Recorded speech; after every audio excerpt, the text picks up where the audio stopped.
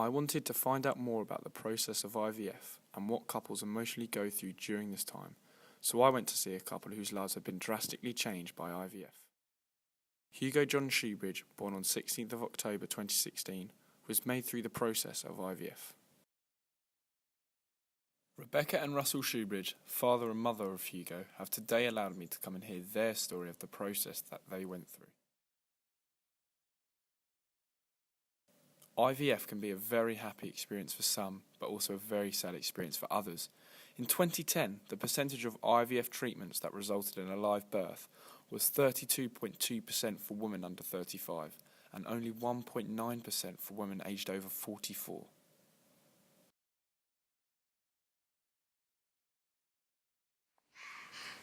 Say hello.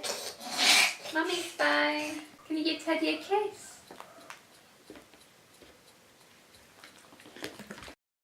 After meeting Hugo and Rebecca at Granny's, Rebecca's mum's house, I then travelled to see the Shoebridge household. I sat down with the family to find out more about their past situation.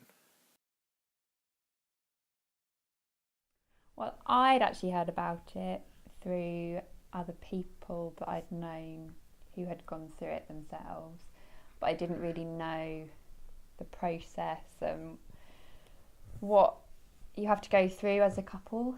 But I did know other people that had IVF before. We were referred from our GP to another GP who was an IVF specialist or a fertility specialist, and we were in the meeting with her for about 5 minutes, and then she said, looked at our file and our situation and said, your best course of action is going to be IVF, and then she just started explaining exactly what that was, quite quickly. I always saw IVF as the last sort of chance. I assumed that maybe there'd be more steps we'd be able to take before we reached IVF. So I saw it as kind of a bit final, and if it didn't work then there wouldn't be any other options for us.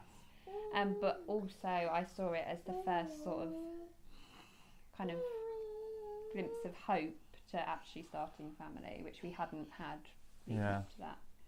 So before we could begin IVF treatment, they had to sort of check for all the possible causes of infertility, unexplained as it was. So we'd been trying for 2 years, and then our GP started the process of tests for us. So we had tests individually for male, female infertility, blood tests and things. And we had quite a few scans to make sure everything was working as it should, which it was, and they have to give you a diagnosis before they know which direction to send you in. So our diagnosis was unexplained infertility.